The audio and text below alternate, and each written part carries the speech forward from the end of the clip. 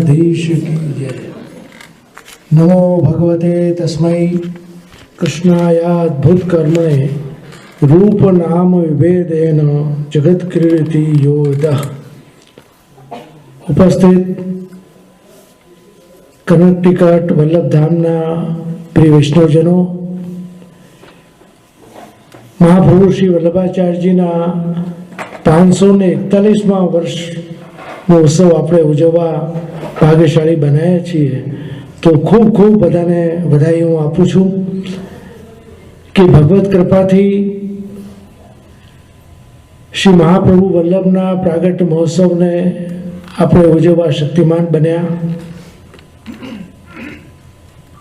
આજે થોડી વેધર ખરાબ થઈ ગઈ એટલે વૈષ્ણવ કદાચ ઓછી સંખ્યામાં આવે, પણ આપણા માટે જે કોઈ જીવો ઉપસ્થિત છે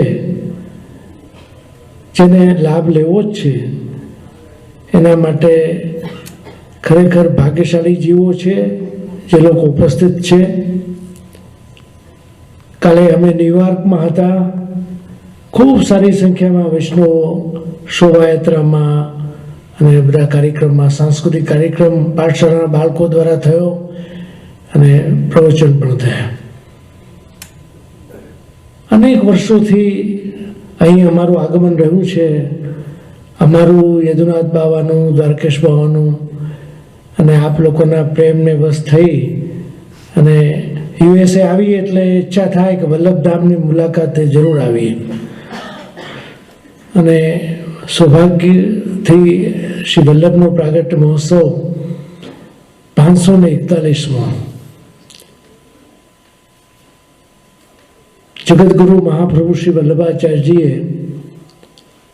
જગતના જીવોને સંતાપને હરીને શરણે લીધા। શરણસ્થ સમુદ્ધારમ,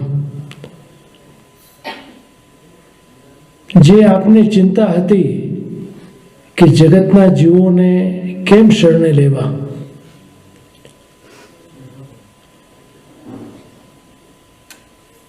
સાધારણ માણસ હોય એની ચિંતા સાધારણ હોય, પણ જે આચાર્ય હોય એમને પૂરા વિશ્વની ચિંતા હોય, પૂરા જગતના જીવોની ચિંતા હોય કે અનેક સત્કર્મો પછી મનુષ્ય દેહ આપણને મળે છે,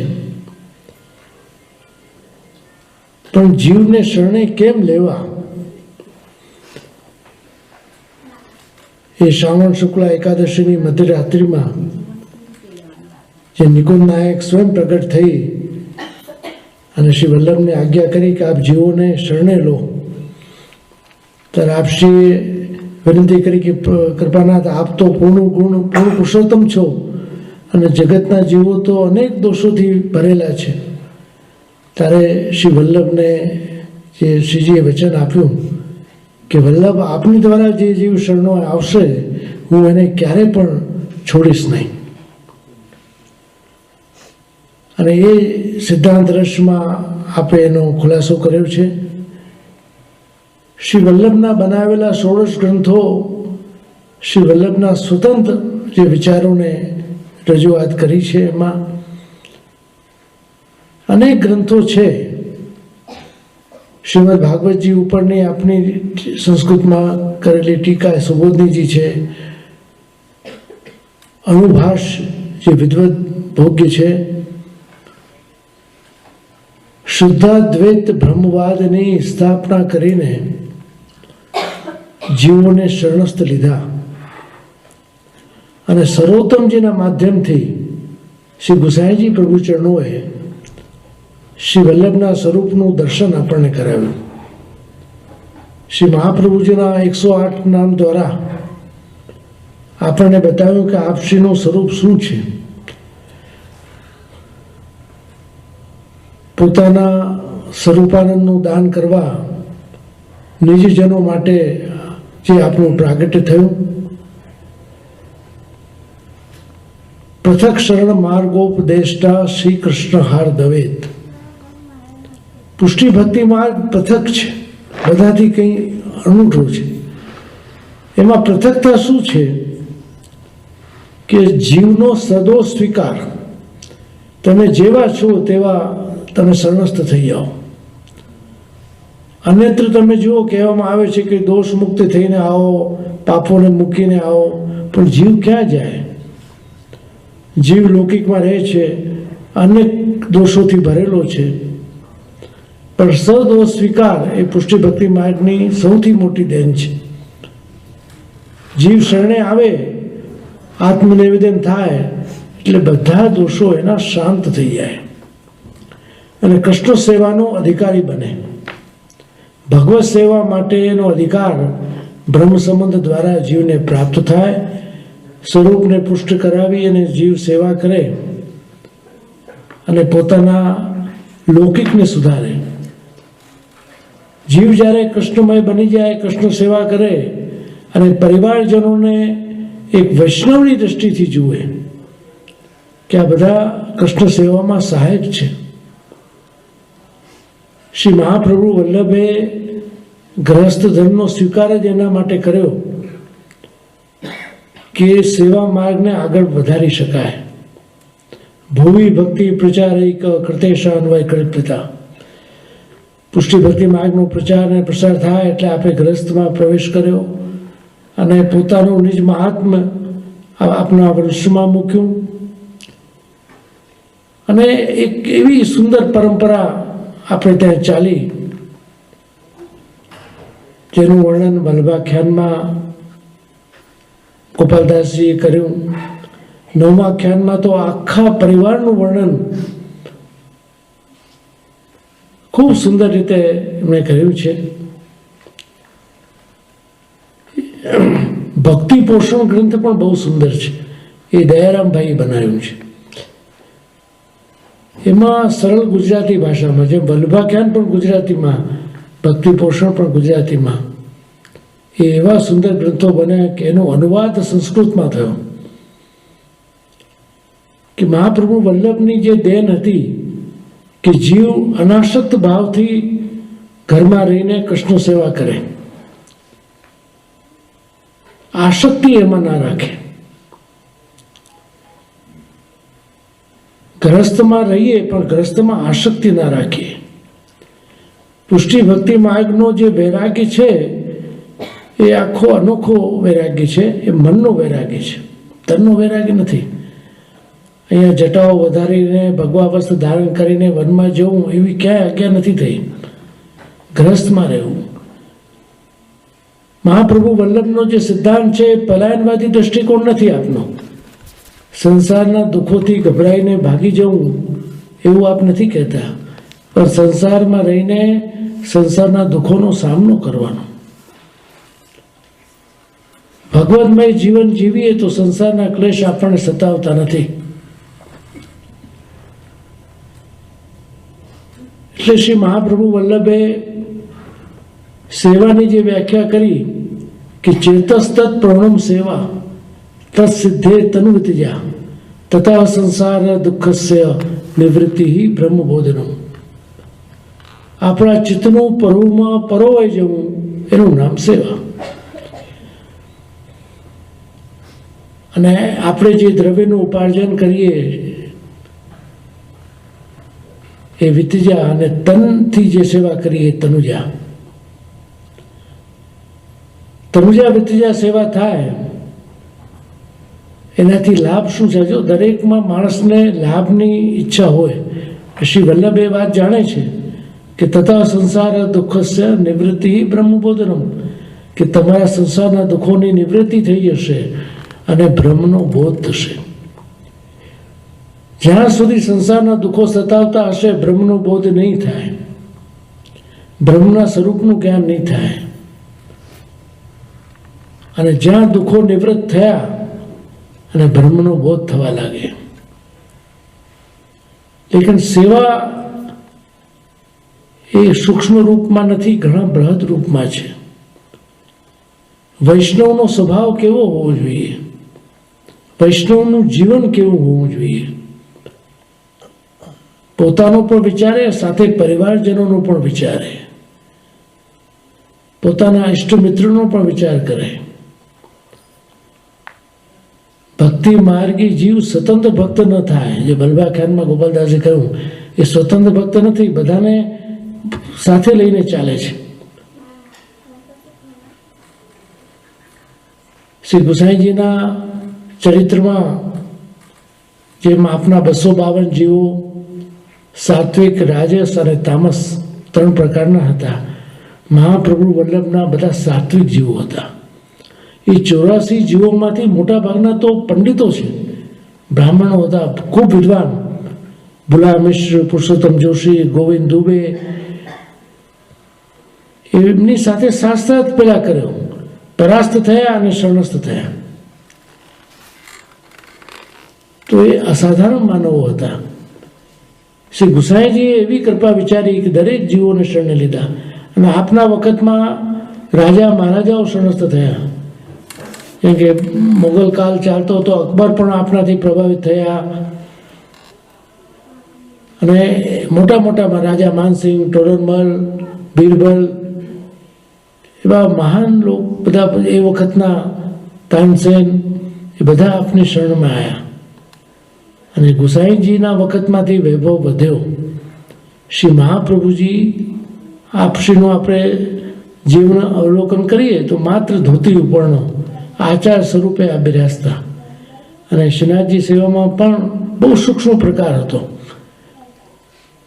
કેમ કે જ્યારે ગુસાઈજીના વખતમાં વૈભવ વધવા લાગ્યો એટલે આપશ્રીએ રાગ, ભોગ અને શૃંગાર ત્રણેયનો સમન્વય સેવામાં કર્યો, કે જેથી આપણી બુદ્ધિ ચલિત ના થાય.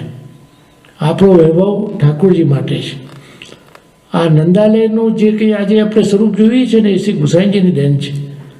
આ બંડી ધારણ કરી, જો મુગલ કાળથી એટલું બધું આપ સંમિશ્રણ 6 વખત અકબરને આપ મળ્યા છે, અને ન્યાય માટે આપશ્રીને આમંત્રિત કર્યા છે. 252માં પ્રસંગ આવે છે. શ્રી ગુસાઈજી તો ગીત સંગીતના સાગર હતા. આજે અષ્ટછાપની જે કીર્તન પ્રણાલિકા છે, 4 પોતાના શિષ્યો, 4 શ્રી વલ્લભના લઈને અષ્ટછાપની આપે રચના કરી. સેવા પ્રકાર અષ્ટયામનો બનાવ્યો. શ્રી મહાપ્રભુજીની જે દેન છે કે જેટલું બને એટલું જીવન ભગવત સેવામય બને અને લૌકિક તાપ ક્લેશ નિવૃત્ત થાય. લૌકિકનું વિસ્મરણ થાય તો ભગવત સ્મરણ વધારે જીવ કરી શકે. ગોવિંદ દુબેને ચિંતા થઈ કે હું શરણસ્થ થયો, પણ લૌકિકમાં તો ગતિ નહીં થાય ને. આપશ્રી નવરત્ન બનાવીને શીખવાડ્યો. આજે 540 વર્ષ પછી પણ આપણી એ ચિંતાઓ છે, પણ એને જે ચિંતા હતી ગોવિંદ દુબેને, એ અલૌકિક ચિંતા હતી. આજે આપણે લૌકિક ક્લેશ ન થાય એના માટે નવરત્ન કરીએ છીએ, પણ આ અલૌકિક ક્લેશની વાત છે. બહુ મોટી એમની વાત છે. ગોવિંદ દુબે બહુ પંડિત હતા, એટલે આપશ્રી નવરત્ન દ્વારા કહ્યું કે ચિંતા કાપી ન કાર્યા નિવેદિતાત્મભી કદાપિતિ ભગવાન અપી પુષ્ટિસ્થો ન કરશતી લોકે કિમ ચ ગતિમ. ક્યારે ચિંતા નહીં કરવી. ભગવાન પુષ્ટિ પુરુષોત્તમ અનુગ્રહશીલ છે, એ તમારી લૌકિકમાં ગતિ નહીં કરે. એ નિશ્ચિતપણે શ્રી વલ્લભે આજ્ઞા કરી.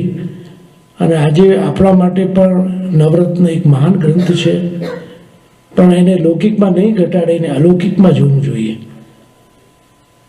કે પ્રભુ માટેનો તાપ ક્લેશ વધે, લૌકિક ચિંતાઓ દૂર થાય, ભગવત સંબંધી ચિંતા થાય, અને એ તો ભગવત કૃપા થાય તો જ થઈ શકે.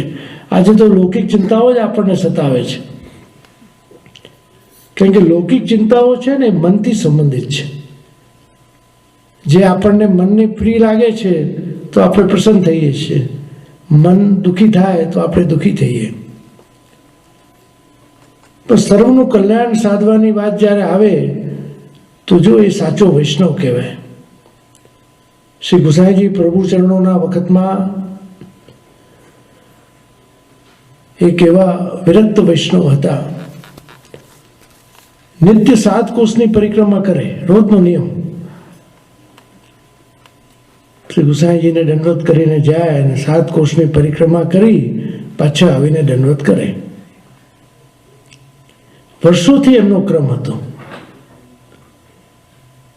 એક દિવસે ભગવત કૃપાથી એના મનમાં વિચાર આવ્યો કે આ પરિક્રમાના માર્ગમાં કેટલા કાંકડા છે, કેટલા કંટક છે, વૈષ્ણવને કેટલો શ્રમ પડતો હશે.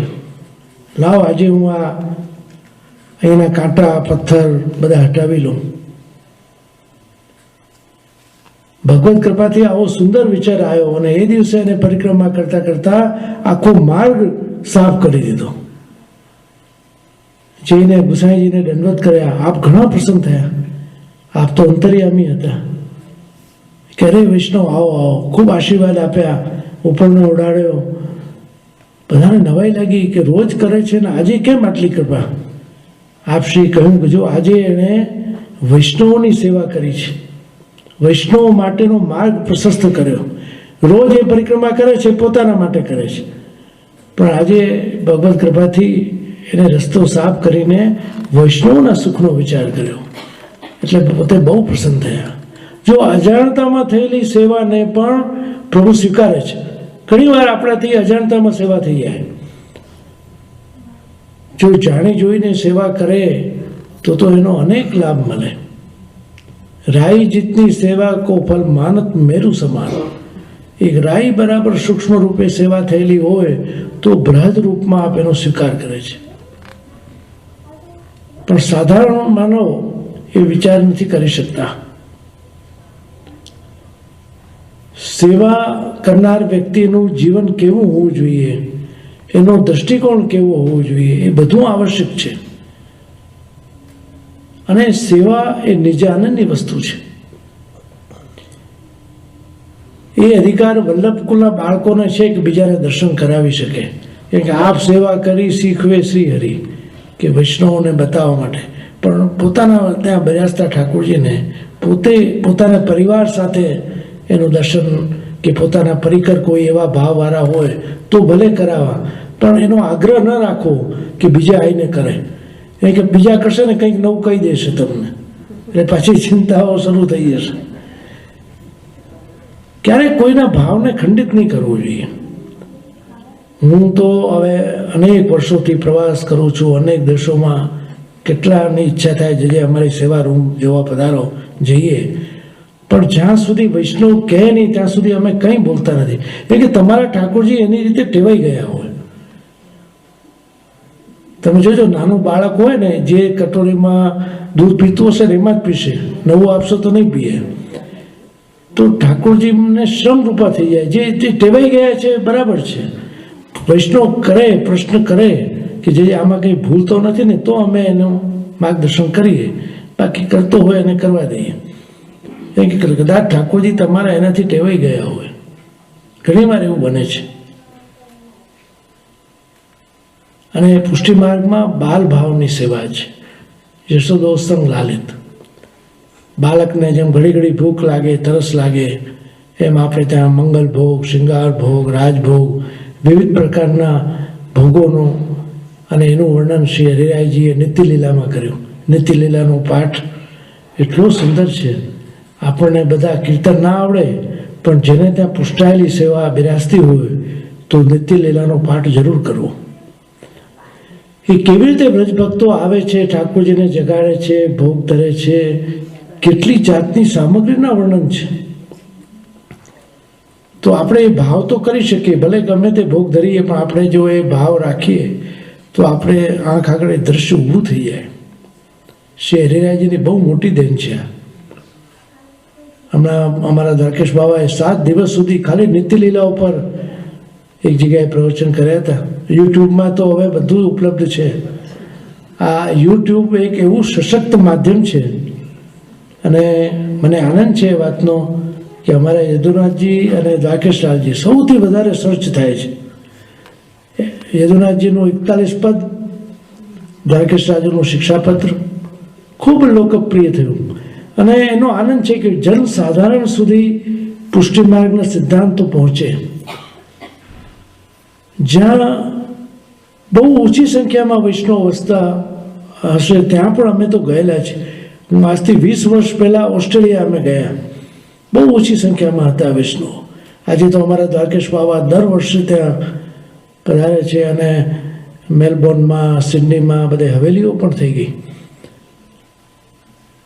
તો વિશ્વના અનેક દેશોમાં જ્યાં જ્યાં વૈષ્ણવો ઘણીવાર કામને લઈને ધંધાને લઈને જે જઈને વસ્યા, પણ પુષ્ટિ ભક્તિ એમનામાં જાગી છે. એ મેં ખાસ જોયું છે કે જ્યારે માણસ પોતાના દેશથી દૂર જાય ને તો એમાં ભાવ વધે છે, ઉત્કંઠા વધે છે.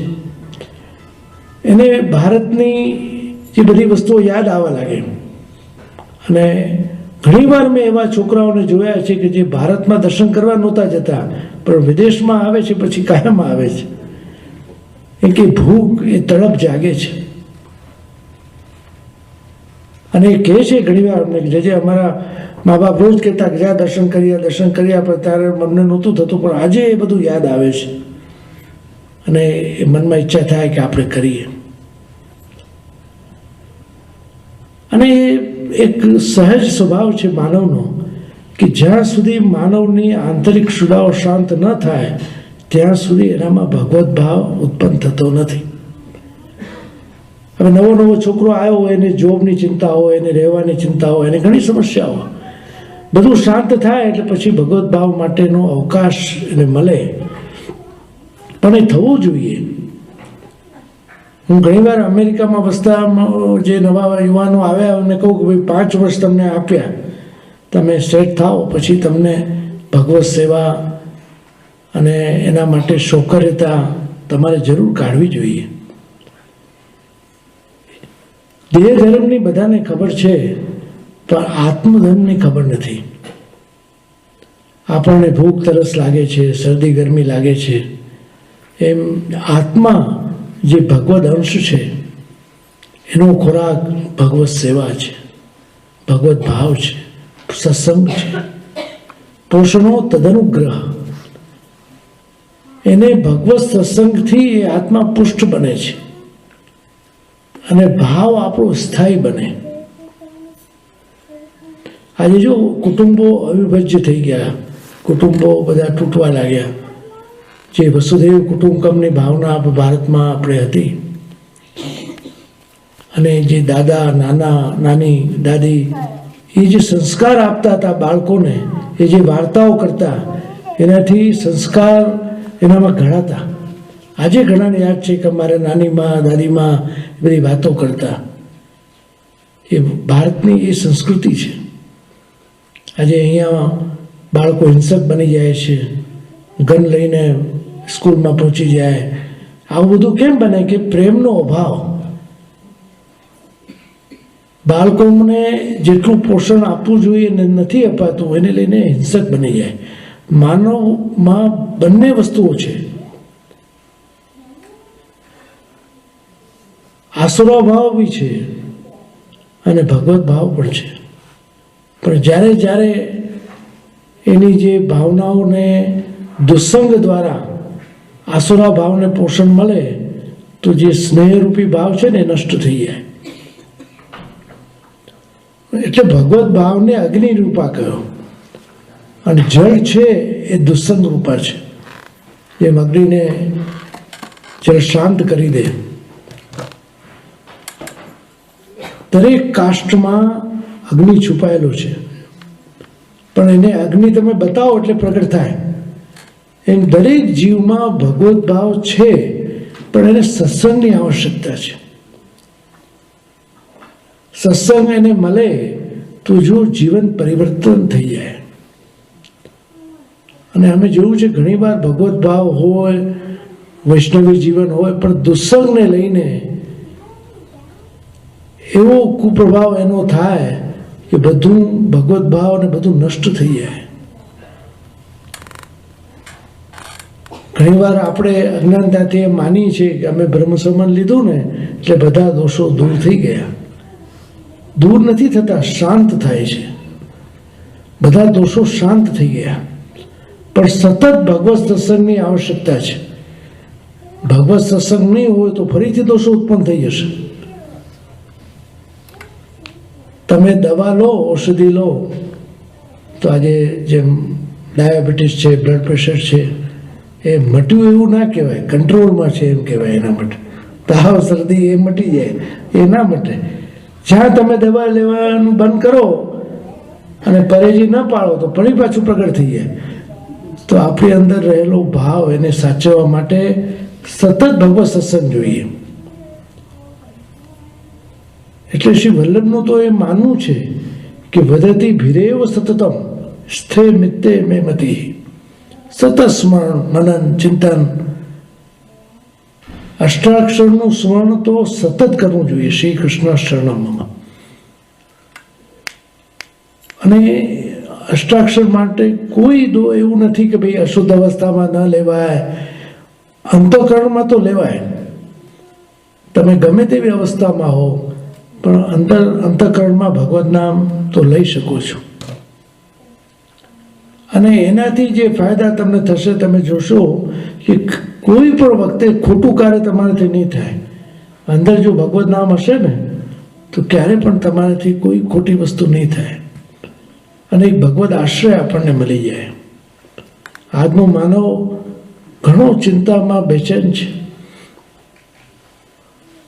જેમ જેમ માણસે પ્રગતિ કરી, ઉપલબ્ધિઓ ઘણી છે, પણ મનમાં અશાંતિ છે. કેમ કે આ જેટલી ઉપલબ્ધિઓ થઈ એટલું મન બેચેન થવા લાગ્યું. પહેલાના વખતમાં પત્રો લખતા, હવે પત્રનો જમાનો ગયો. કેટલી સુવિધાઓ થઈ ગઈ. મેસેજો જવા લાગ્યા, ઈમેલો થયા, સેલફોન આવી ગયા. પ્રગતિ તો ઘણી કરી, પણ અંતરથી બહુ દૂર થઈ ગયા લોકો.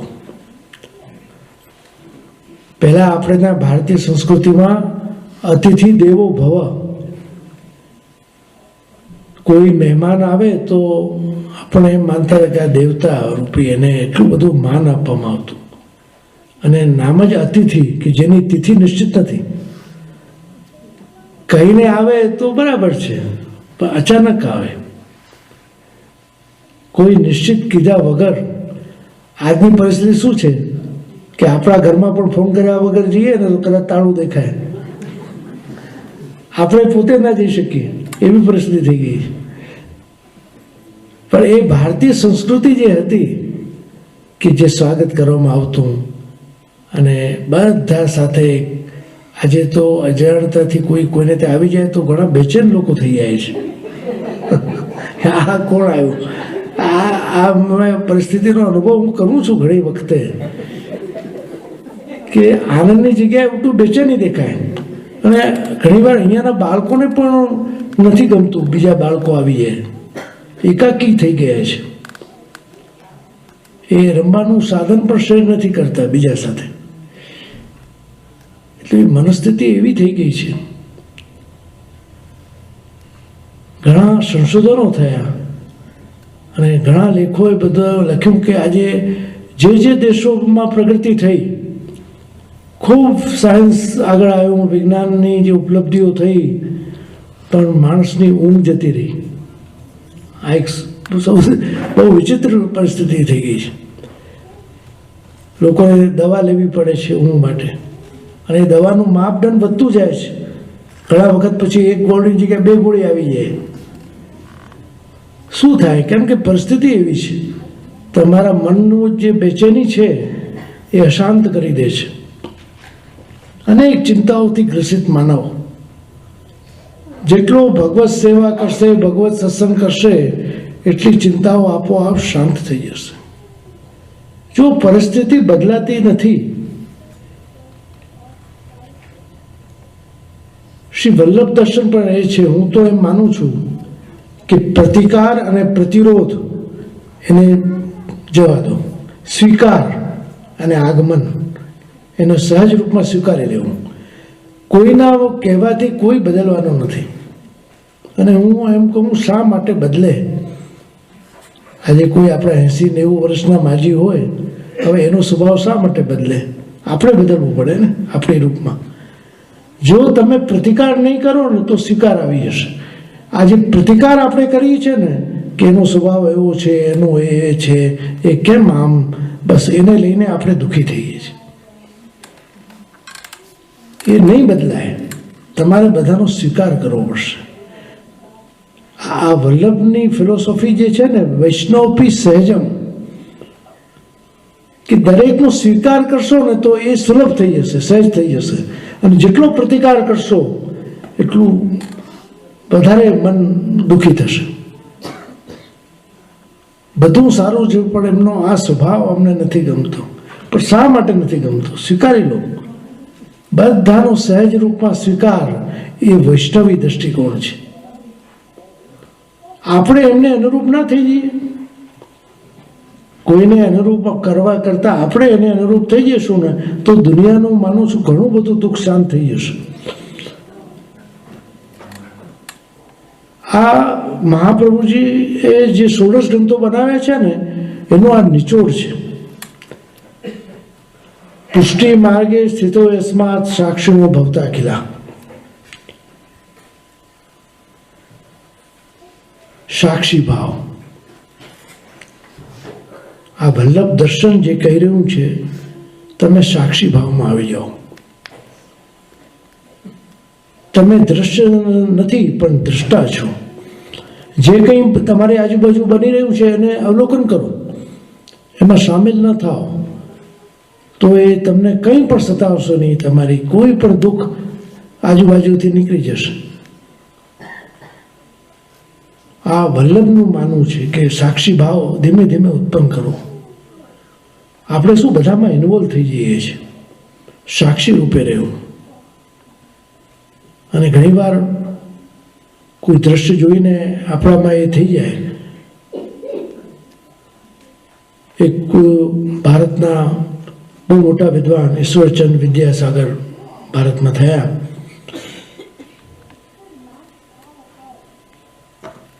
તો એક વખત એક નાટક જોવા એમને આમંત્રણ મળ્યું.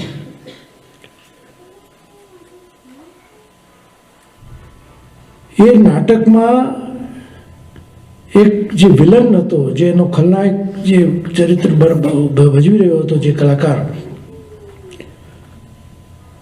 એટલું ક્રૂર પાત્ર હતું એનું કે ઈશ્વરચંદજી પોતાનો પર કંટ્રોલ ના કરી શકે. એટલો બધો ગુસ્સો આવ્યો એને એ વિલનને જોઈને કે પોતાનો જૂતો જે બૂટ પહેર્યું હતું ઉતારીને એના ઉપર ફેંક્યો સ્ટેજ ઉપર. એને વાગ્યું પણ એ અંદરથી બહુ રાજી થયો કલાકાર. એને કહ્યું કે આજે મારા જીવનનો સૌથી મોટો પુરસ્કાર મને મળી ગયો કે ઈશ્વરચંદ જેવા મહાન વિદ્વાન માણસને મારા માટે એટલી નફરત, એટલી ઘૃણા થઈ એ ચરિત્ર ઉપર, એનાથી મોટો શું પુરસ્કાર હોઈ શકે. જ્યારે નાટક પૂરું થયું તો એમને ક્ષમા માગી કે ભાઈ મને માફ કરજો, હું આવેશમાં આવી ગયો, તારો રૂપ જોઈને મને એટલી બધી ગુસ્સો આવ્યો કે મેં બૂટ ફેંકી. કે ના, કે એ બૂટ તો હું સાચવીને રાખીશ, એ મારા માટે મોટો પુરસ્કાર છે. કે અભિનય એટલો બધો જીવંત થઈ ગયો એને કે એને જોઈને એટલી બધી ઘૃણા થઈ ગઈ. એ સૌથી મોટો પુરસ્કાર છે. આ તો એક નાટક હતું. તો નાટકમાં પણ એટલા સમોહિત આપણે થઈ જઈએ છીએ. તો ઘણીવાર માનવ મનની આ વેદના છે કે આપણે એનાથી પ્રભાવિત થઈ જઈએ છીએ. દરેક વસ્તુ આપણને પ્રભાવમાં નાખી દે છે. વર્ષો પહેલા આજ એક બહુ મોટા શહેરમાં મારે ઘણીવાર જવાનું થતું. ખૂબ મોટો બંગલો એમનો. તો કાયમનો એમનો નિયમ હતો કે અમે જઈએ એટલે કે જે પહેલાં આપને ઘર બતાવી દઉં. હવે એક વખત જોયું, બીજી વાર જોયું, એટલે હવે પછી અમને પણ આદત પડી ગઈ કે ચલો આપણે પેલા બંગલો જોઈ લઈએ. એને આનંદ થતો હોય તો અમને રાજી થઈએ કે ભાઈ ચલો, એમને આદત થાય. એમને પત્ની બિચારી દુઃખી થઈ, આ કે શું કાયમ માટે. અમે કહું ભાઈ કંઈ વાંધો નહીં, એનું મન રાજી થાય છે.